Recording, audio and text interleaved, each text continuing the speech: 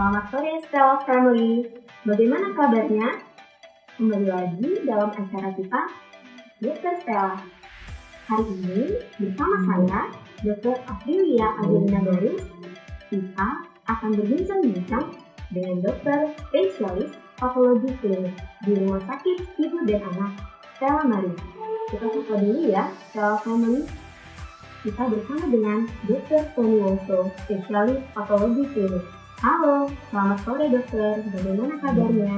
Halo, selamat sore Stella Family dan teman-teman Stella. Kabar baik, Dr. Aprilia.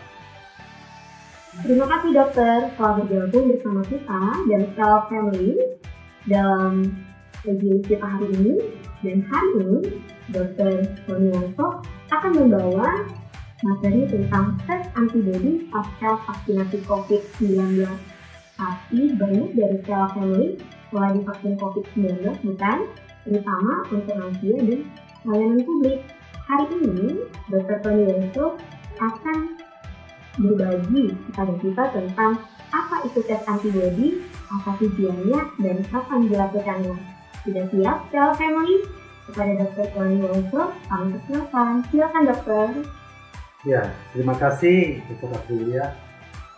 Ya, Stella Family sekalian dan sahabat-sahabat sekalian, ya kita tahu bahwa COVID-19 telah melanda di seluruh dunia, ya, dengan pandemi yang begitu lama, yang merubah ya kebiasaan kita, merubah ya, cara hidup kita.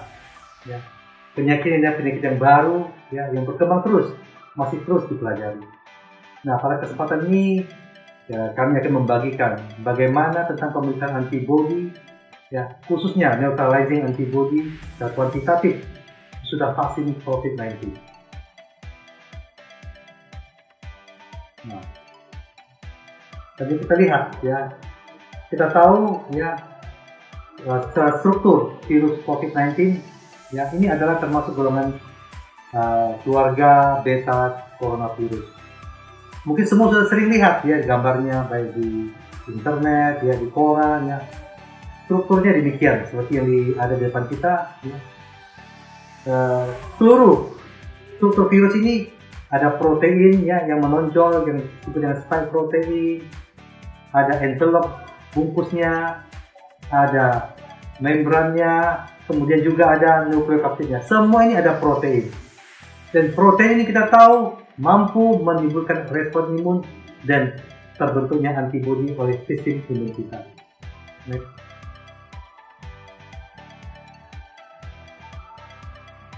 Nah, kita tahu bahwa di dalam eradikasi atau di dalam kita untuk menghambat perkembangan virus corona khususnya pada pasien atau orang-orang divaksin, ya, kita lihat ya depan kita, coronavirus menginfeksi seseorang melalui namanya spike protein atau namanya yang menonjol di permukaannya. Dia akan menempel pada sel di dalam secara kedokteran namanya S2 ya atau angiotensin converting enzyme 2 sehingga virus dapat masuk ke dalam tubuh seseorang atau menginfeksi seseorang. Nah, bagaimana caranya kita menghambat atau mencegah virus itu masuk? Yaitu memblok, menghambat protein yang ada di permukaan atau spike protein itu untuk menempel pada reseptornya yaitu S pada permukaan tubuh seseorang. Next.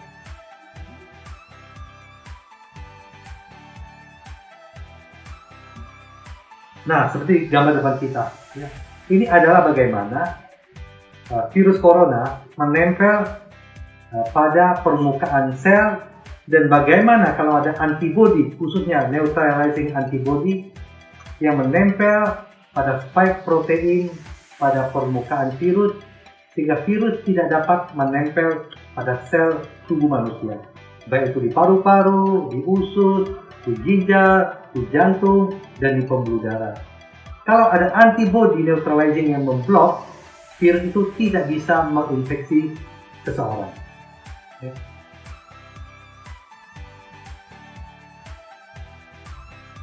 Nah, kembali kita melihat tentang vaksinasi. Vaksin yang dikembangkan kita tahu ya banyak berbagai tipe. Ada yang namanya mRNA ya seperti Pfizer ya. Kemudian ada juga vaksin yang inaktif seperti Sinovac dan yang lainnya. Utamanya hampir semua vaksin targetnya adalah spike protein pada permukaan virus, yaitu terbentuknya antibodi yang bisa menempel pada permukaan virus sehingga virus tidak dapat menempel pada sel-sel manusia. Ini adalah target utama daripada vaksin yang telah dikembangkan dengan berbagai teknik.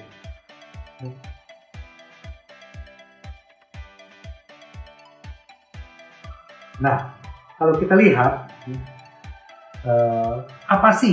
mengapa kita perlu melakukan pemeriksaan antibodi setelah vaksin ya, ataupun seseorang yang menderita ya. Yang pertama adalah pemeriksaan ini dilakukan untuk melakukan evaluasi ya, pengembangan dan kemanjuran dari vaksin COVID-19 ya, untuk menggantikan metode yang sebelumnya yang sangat sulit.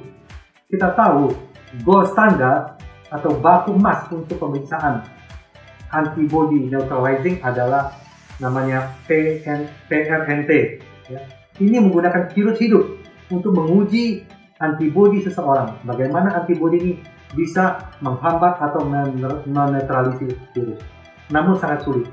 Di Indonesia hanya bisa dikerjakan di Ekman karena menggunakan virus hidup dan memerlukan lab dengan level 3 yang sangat canggih dan jarang dipunyai oleh berbagai laboratorium.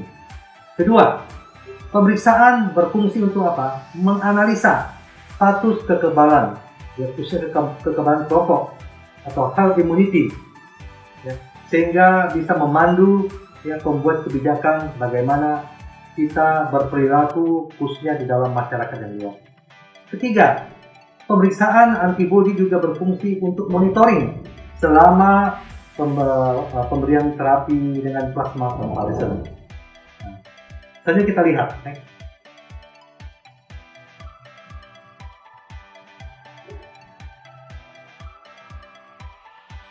Nah, kita lihat selanjutnya ya, PRNT atau Plaque Reduction Neutralization Test. Ini memang merupakan gold standard seperti saya katakan atau standar baku ya. Namun melakukannya sangat sulit. Oleh karena itu dikembangkan beberapa teknik yang meniru teknik PRNT ini. Ada yang menggunakan pengganti virus, ada yang menggunakan pseudovirus, sehingga bisa melakukan pemeriksaan neutralizing antibody.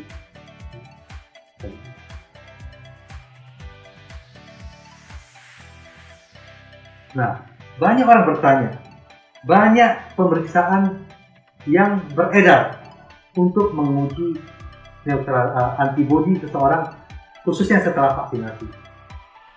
Dari awal adanya anti-SARS-CoV-2 total, kemudian ada anti-SARS-CoV-2 yang lebih spesifik, ya, kemudian yaitu spike protein atau SRBD, ya. Kemudian ada lagi ya neutralizing antibody. Orang banyak bertanya, apa bedanya? Pada kesempatan ini ya kita berbagi. Ini memang perlu diketahui ya. Spike protein atau IgG antibody yang spesifik itu adalah bagian dari keseluruhan anti-SARS-CoV. Seperti saya sebutkan di awal, semua protein pada permukaan virus mampu menimbulkan respon imun. Jadi bisa timbul antibody terhadap spike protein, terhadap nukleokapsid, terhadap M protein, terhadap E protein, sehingga akan timbul banyak antibody. Sehingga akan sulit membedakan mana yang disebabkan oleh vaksin atau bukan. Saya sebutkan juga pada slide sebelumnya, target dari vaksin adalah spike protein. Ya, sehingga yang khusus adalah protein spike yang khusus dalam hal ini adalah IgG.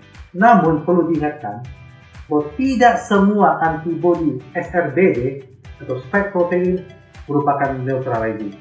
Jadi neutralizing antibody adalah bagian kecil dari spike protein atau protein SRBD, antibody SRBD.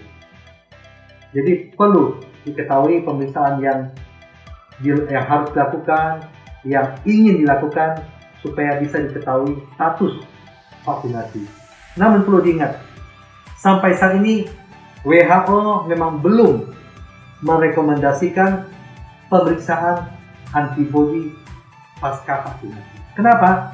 Karena ditakutkan seseorang yang mengetahui status vaksinnya bagus, mungkin ada antibody tinggi sehingga dia lengah, meninggalkan atau melupakan perilaku 5M. Sehingga bisa terjadi kemungkinan seperti negara lain timbul pandemi yang lebih hebat lagi. Oleh karena itu sampai saat ini WHO belum merekomendasikan pemeriksaan antibody pasca vaksinasi. Selanjutnya perlu diketahui juga sampai saat ini belum ditetapkan sampai batas optimal titer berapa antibody berfungsi mampu memproteksi seseorang terhadap infeksi SARS-CoV-2 ini.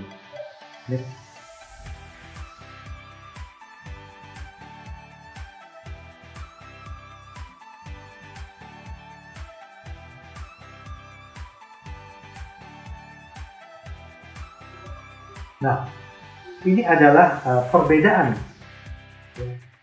gambaran sedikit perbedaan antara pemeriksaan neutralizing antibody dengan protein spike SRB atau SRBD.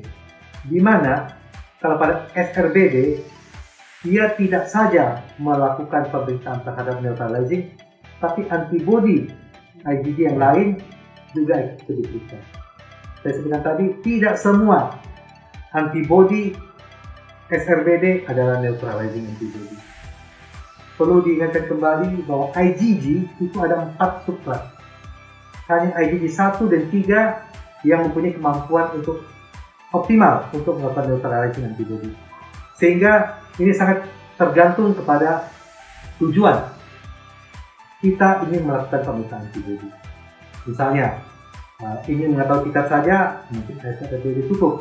Tapi kalau ingin mengetahui kemampuan antibodi kita untuk memblok, untuk melakukan neutralisasi terhadap virus, perlu dilakukan dengan pemeriksaan neutralizing antibody. Memang ini bukan hal yang gampang. Untuk menetapkan suatu vaksin itu efektif atau tidak butuh jangka waktu yang lama. Butuh waktu 5-15 tahun. Saat ini vaksin yang beredar ada dalam kategori emergency use authorization, di mana sudah melewati tahap keamanan yang diutamakan, tahap membentuk antibodi yang cukup lama, kemudian tahap menghambat atau mencegah timbulnya gejala. Masih ada lagi fase berikutnya lagi, ya kalau kita mau melihat efektivitas dari vaksin, yaitu kemampuan untuk mencegah infeksi dan kemampuan untuk membentuk antibodi yang spesifik yang bertahan cukup lama. Ini fase 4-5 ini masih kita lakukan, yaitu melakukan penyuntikan kepada masyarakat luas, ya, sehingga proses masih berlanjut. Sampai saat ini para pakar belum bisa menentukan titer optimal suatu antibodi yang dinyatakan mampu mencegah terjadinya infeksi. Saya kira untuk pengantar demikian. Terima kasih kita sampaikan kepada Dr. Tony. Banyak pengetahuan ya secara family yang kita dapatkan. Saya pribadi juga merasakan bahwa informasi dan juga pengetahuan yang diberikan oleh Dr. Tony sangat menambah pengetahuan dan membuat kita semakin mengerti tentang apa itu antibodi. Jadi bagaimana secara family? Sedikit review dari yang telah disampaikan oleh Dr. Tony. Jadi dengan vaksin akan membentuk antibodi, dan antibodi itu ibaratnya seperti tentara yang membuat sehingga virus itu tidak bisa lagi melekat pada tubuh manusia. Oke, kita akan memberikan kesempatan nih untuk secara family. Bagi yang ingin bertanya, kita persilakan. Dan untuk satu pertanyaan menarik yang kita pilih akan mendapatkan voucher Fetal Maternal dan mendapatkan diskon 25%. screening untuk maternal diskon 25%. Oke, dokter ada yang bertanya nih dok. Dari Ibu Huisien. Halo Ibu Huisien. Dok, orang yang sudah vaksin COVID-19 mengapa ya masih bisa kena virus COVID lagi? Saya ada mendengar masih ada vaksin yang ketiga. Apakah betul itu dok? Karena kita di Singapura ada yang sudah vaksin tapi masih bisa kena COVID ya. Bagaimana dokter? Silakan dok. Ya, terima kasih buat pertanyaannya. Ini pertanyaan menarik ya. Ini bukan hanya berita tapi kenyataan.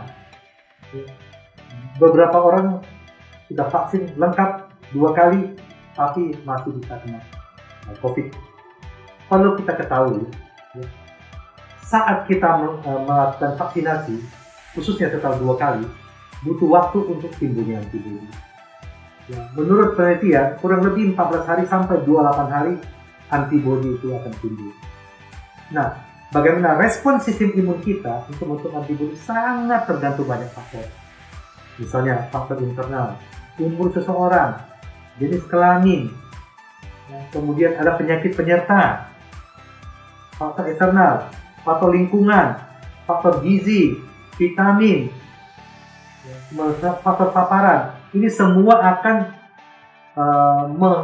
menyebabkan perbedaan pembentukan antibodi seseorang dengan orang lain. Jikalau sesudah vaksin antibodi itu belum timbul, kita terpapar dengan virus itu sangat mungkin terkena. Makanya selalu dianjurkan sesudah vaksinasi tetap melakukan protokol kesehatan. Namun bagi rata-rata yang sudah divaksin biasanya lebih ringan. Gejalanya lebih ringan, bahkan mungkin tidak gejala. Karena vaksin itu akan membantu mengeradikasi virus. Namun itu juga tergantung jumlah virus yang masuk. Jika jumlah virus yang memapar seseorang dalam jumlah yang sangat besar dibandingkan dengan antibodi yang terbentuk sedikit, kemungkinan seseorang akan sakit. Namun perlu saya sampaikan kembali, kemungkinan orang ini sakitnya tidak seberat jika dia tidak divaksin. Yang pastinya kalau dia divaksin, kemungkinan besar lebih ringan. Ya, karena ada memori sistem imun kita untuk antibodi yang spesifik terhadap virus yang sudah masuk. Jadi memang betul, seseorang sudah divaksin tidak terlepas kemungkinan terkena infeksi kembali jika tidak melakukan protokol kesehatan. Vaksin efektif mencegah jika sudah terjadi herd immunity. Ya, 70% masyarakat divaksin. Dan itu kita masih harus menunggu untuk waktu yang cukup lama. Begitu. Terima kasih Dr. Tony. Bagaimana untuk Ibu Huisien? Bila masih ada yang ditanyakan boleh ya diketik di kolom komen kita. Oke, jadi dari yang disampaikan oleh Dr. Tony ini sekalian mengajak juga ya dok untuk tetap memakai masker, menjaga jarak dan mencuci tangan. Dari untuk saat ini kita di Kota Medan yang untuk lansia diprioritaskan untuk vaksin, yuk Stella Family ajak keluarga kita untuk vaksin dan juga untuk yang pelayan publik. Nah, ada berita baik nih di Stella Maris dok. Di Stella Maris kita bisa tes antibodi Stella Family pasca vaksinasi COVID-19. Biasanya rata-rata itu harganya Rp250.000. Tapi Stella Family di RSIA Stella Maris, Stella Family dapat tes antibodi pasca vaksinasi COVID hanya dengan harga Rp200.000. Dok, tapi kapan ya waktu terbaik untuk tes antibodi ini dok? Ya, terima kasih. Memang menurut penelitian, waktu yang terbaik adalah setelah 14 hari sampai 28 hari setelah vaksin yang kedua atau vaksin lengkap. Jadi tidak perlu buru-buru karena kita tahu IgG antibody timbul umumnya 2 minggu, lebih dari 2 minggu setelah paparan. Ya. Jadi memang butuh waktu. Ada beberapa orang tes 2 minggu pertama sangat rendah, namun setelah memasuki 1 bulan akan naik dengan signifikan. Jadi kalau yang sudah vaksin lengkap minimal 2 minggu atau 14 hari, paling bagus kurang lebih 28 hari atau 1 bulan. Gitu. Terima kasih dokter. Ada pertanyaan menarik juga nih dok. Dari Ibu Agnesia Sinaga. Halo Ibu Agnesia. Dok, Apakah ketika sudah vaksin, kita otomatis positif? Dan kita berisiko menularkan COVID kepada orang yang belum vaksin, Dok? Sudah vaksin, langsung tes antigen ya, Bu? Apakah otomatis positif, Dok? Ya, terima kasih Bu. Kan kita vaksin ini Indonesia sampai saat ini kebanyakan adalah vaksin yang inaktif, yang disuntikan di otot atau intramuskuler. Menurut WHO, belum pernah sampai saat ini belum ada bukti orang divaksin di swab positif. Jadi vaksin yang disuntikan adalah vaksin yang inaktif, yang tidak menyebabkan sakit, apalagi menularkan ke orang lain. Jika seseorang sudah divaksin dan terkena sakit, kemungkinan bisa dia terkenanya sebelum divaksin atau sebelum timbul antibodi terpapar dengan virus. Begitu, Bu. Jadi yang divaksin tidak akan menular karena ini adalah vaksin yang inaktif yang tidak menyebabkan sakit. Gitu. Terima kasih dokter. Terima kasih juga untuk Ibu administrasi Anda.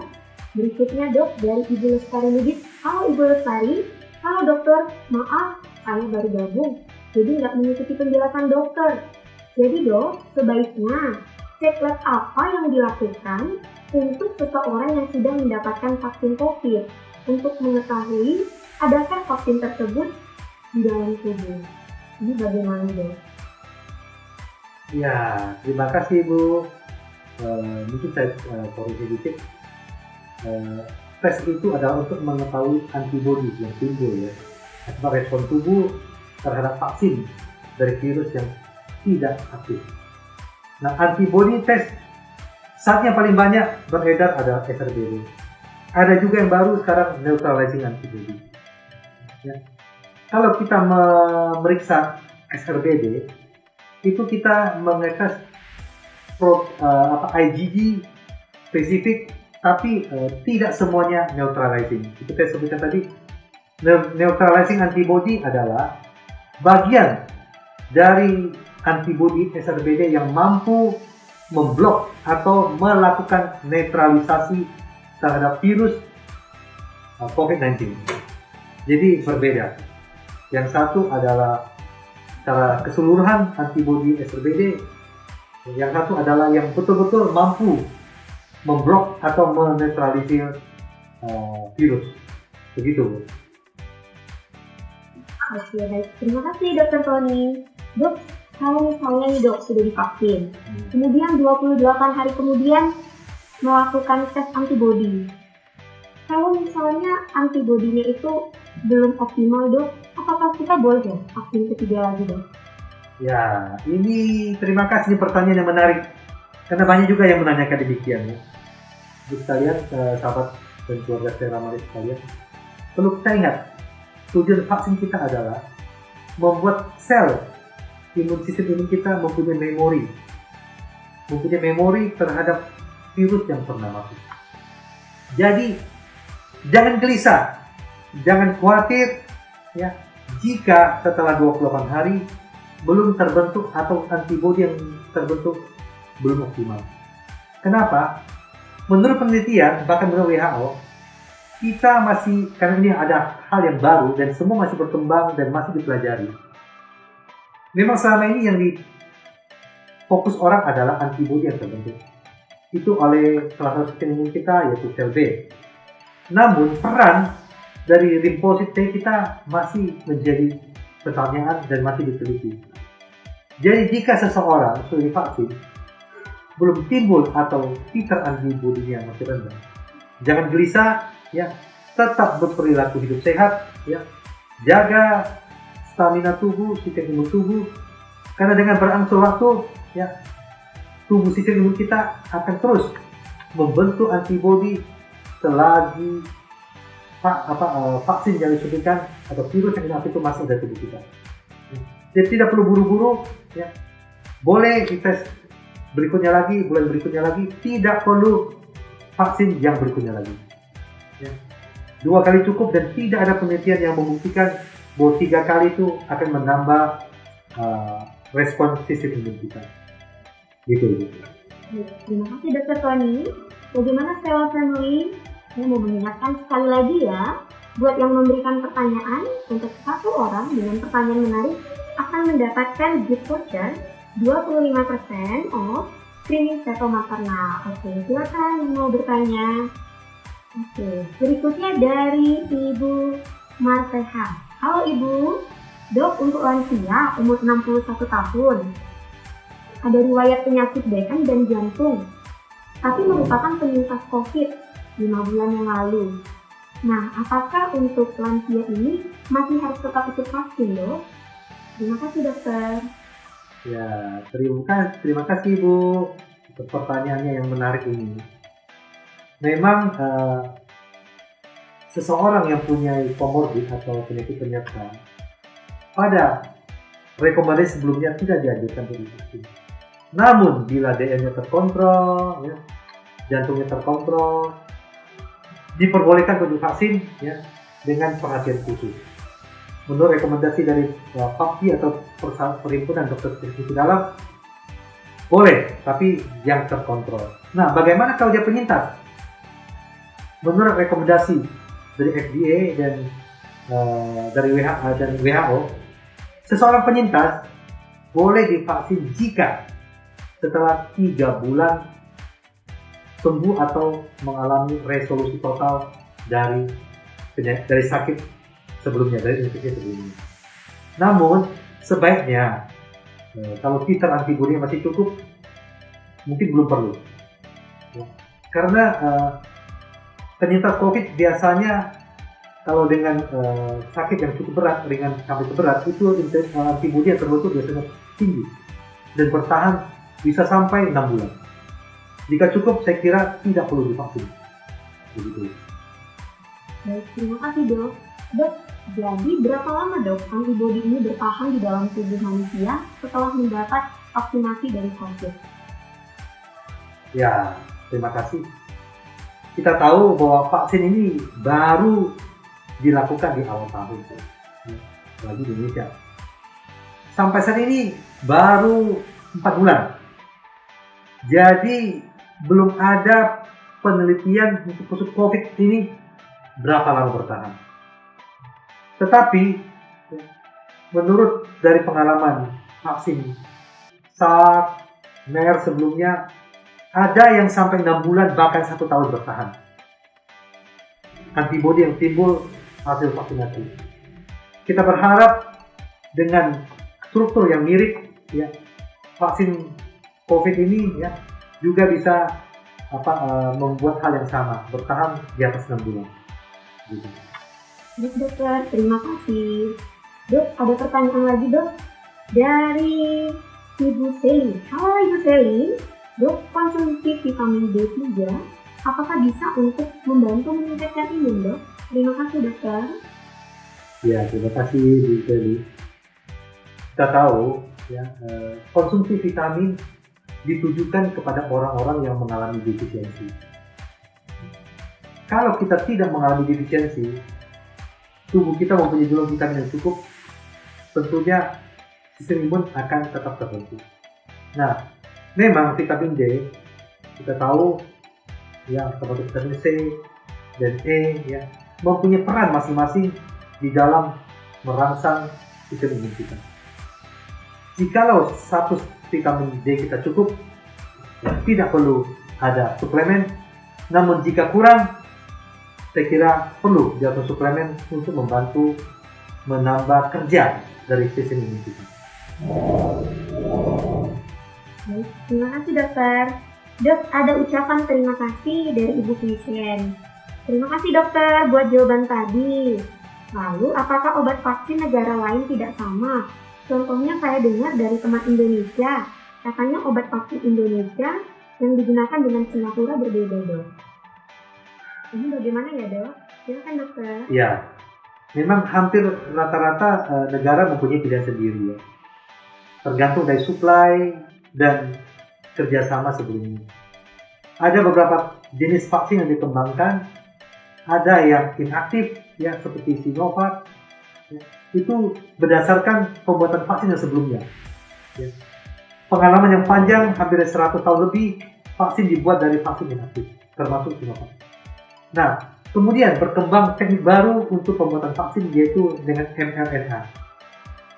Menurut penelitian, vaksin COVID-19 ini adalah vaksin pertama yang dibuat dengan teknik mRNA. Ya. Memang berbeda, tapi kita tangkapnya sama, yaitu merangsang terbentuknya antibodi terhadap spike protein yang bisa menghambat virus untuk menempel pada sel tubuh manusia. Banyak. Ada juga yang menggunakan vektor virus, ada yang menggunakan sel dendritik, ada juga yang menggunakan virus yang dilemahkan. Tahu saya Singapura kalau nggak salah menggunakan mRNA.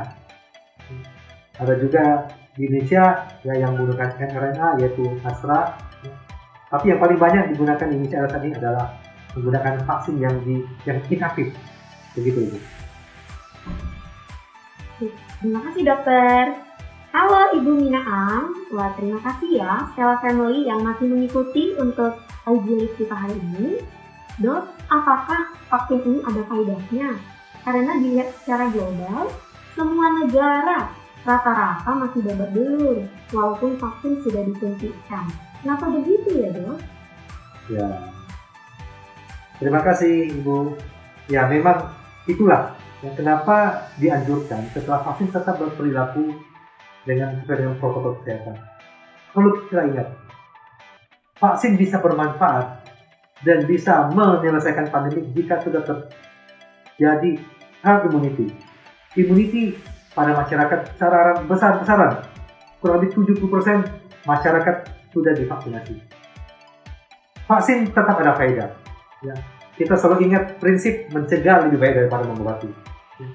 Walaupun dikatakan vaksin ini 50%, vaksinnya 70%, ya. Minimal kalau kita divaksin 50% kemungkinan kita akan bisa bertahan terhadap virus.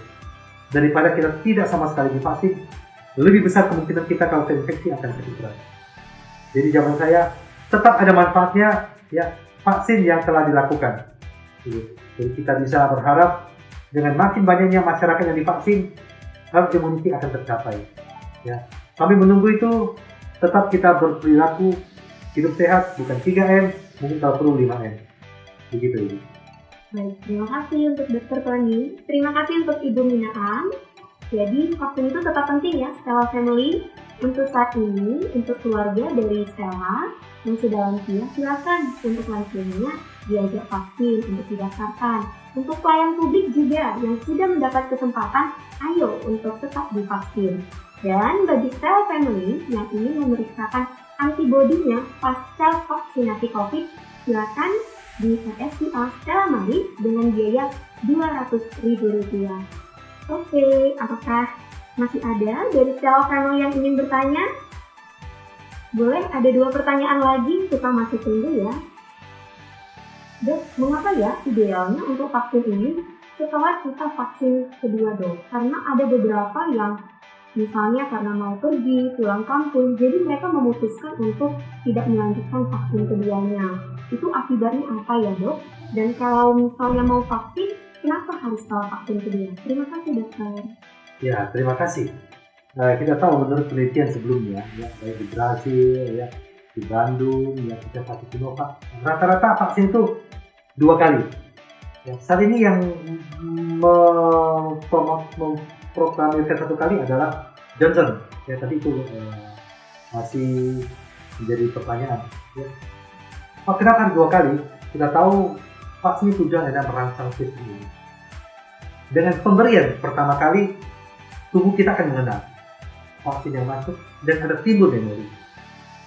Begitu diberikan vaksin kedua, ya, respon antibodi akan lebih bagus karena sudah mengenal dan akan membentuk antibodi spesifik terhadap virus tersebut dengan lebih efektif lagi, dengan lebih signifikan lagi, sehingga tingkat proteksi terhadap virus itu akan lebih baik. Rata-rata sehingga virus dilakukan untuk COVID ini sebanyak 2 kali. Begitu. Dokter, terima kasih. Dari Ibu Mina Ang, terakhir adik saya suntik di sebuah rumah sakit. Jarum suntiknya sudah dikemas, diisi cairannya. Itu memang kemasan dari produsen vaksin begitu ya dok? Oke.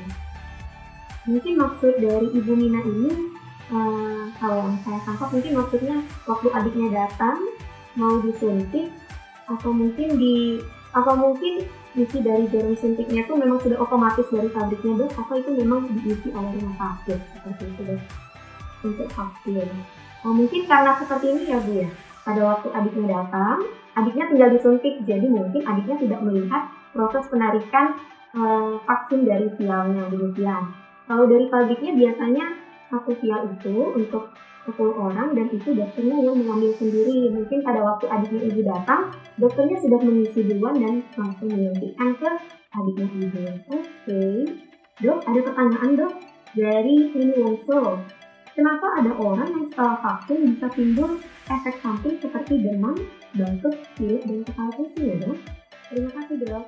Ya, terima kasih Bu Heni. Wajar ya, saya kira kalau ada timbul efek yang disebutkan demam, batuk, pilek. Kita tahu vaksin itu adalah protein asing.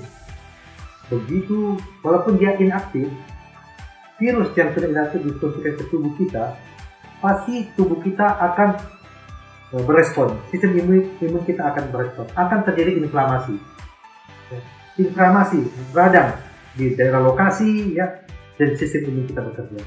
Nah, akibat dari inflamasi itu, ya proses sistem imun itu akan timbul demam. Itu wajar. Nyeri lokasi wajar. Flu-like syndrome bisa terjadi. Ya, tergantung respon imun kita. Tidak semua akan mengalami efek yang sama. Sangat bersifat individual efek yang ditimbulkan. Yang rata-rata adalah demam, sakit kepala, batuk, pilek, tidak semua ya. Dan ini adalah respon yang wajar. Respon tubuh terhadap virus yang masuk ke tubuh kita. Seperti kita kalau terpapar dengan virus influenza. Mungkin kita nggak sakit, ya belum jatuh sakit berat. Mungkin kita demam, meriang. Setelah sistem imun kita bisa mematikan semua virus, akan sembuh sendiri. Seperti itu. Itu adalah proses yang wajar akibat sistem imun kita melawan virus inaktif yang disuntikkan. Terima kasih, Dokter. Bagaimana Ibu Rini Wongso? Silahkan boleh di komen bila ada yang belum mengerti. Baik, jadi secara family penting sekali untuk vaksin. Bagi yang telah mendapat kesempatan vaksin, silakan untuk mengikuti vaksin. Dan untuk lansia yang misalnya vaksin kedua tidak mau lagi, ayo secara family kita ajak lansia kita untuk mengikuti vaksin sebanyak 2 kali. Dan setelah itu, dalam waktu 28 hari kemudian atau 1 bulan kemudian, boleh cek tes antibodi. Dan itu ada di rumah sakit kita, RSIA Stella Maris Medan. Silakan datang dan melakukan tes antibodi dengan harga Rp200.000. Oke. Dok, ada pertanyaan lagi nih, Dok. Terima kasih ya untuk Stella Family yang masih bergabung. Pertanyaannya tentang vaksin Nusantara.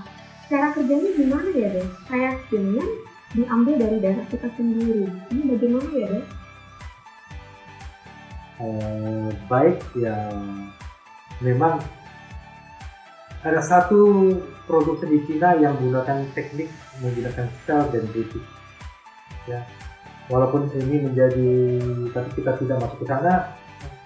Mungkin hanya informasi saja. Memang vaksin Nusantara ini kabarnya dengan sama teknik sel dendritik. Jadi darah kita khususnya sel dendritik, sel darah putih kita yang dirangsang dengan virus, ya, sehingga antibodi yang terbentuk adalah spesifik untuk yang bersangkutan, sehingga adalah darah yang diambil dan setelah timbul antibodi itu disuntikan kembali ke orang tersebut. Begitu berbeda dengan vaksin yang dibuat secara massal yang bisa disuntikan untuk semua orang seperti Sinovac. Ya, untuk vaksin Nusantara mungkin kita tidak membahas ke sana karena itu di luar dari yang beredar gitu ya, gitu. Tapi intinya seperti itu.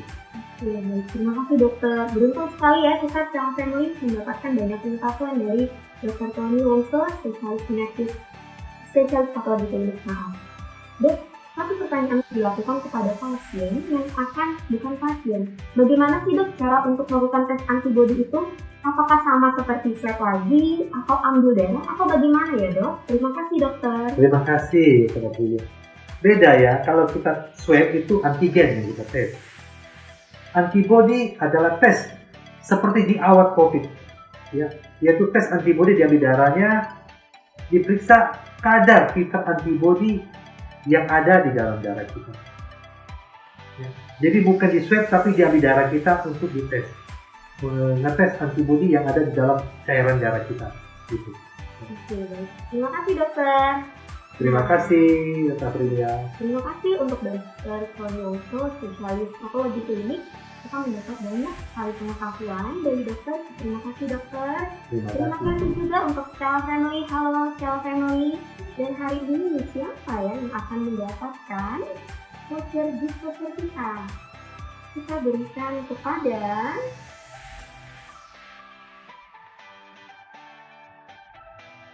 Halo Ibu Christian.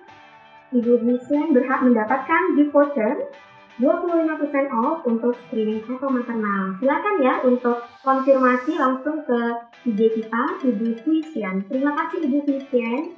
Oke, terima kasih untuk Stella Family. Silakan yang mau tes antibody, silakan datang ke RSIA Stella Maris. Caranya nanti hanya dengan diambil darah ya dok ya. Iya, lalu betul. dites antibody. Betul. Dan biayanya hanya Rp200.000. Kapan dilakukan? Wajib vaksin dulu 2 kali. Setelah itu, setelah 1 bulan, silakan untuk melakukan tes antibody. Bila ingin bertanya lebih lagi tentang tes antibody kita, bagaimana caranya, apa yang harus dilakukan dulu, silakan dilihat di Instagram kita. Oke, bersama saya Dr. Aprilia Adelina Darus. Saya mohon maaf bila ada kesalahan. Terima kasih untuk Stella Family. Selamat sore, selamat berbuka puasa sebentar lagi. Ya, terima kasih Stella Maris Family dan sahabat Stella Maris.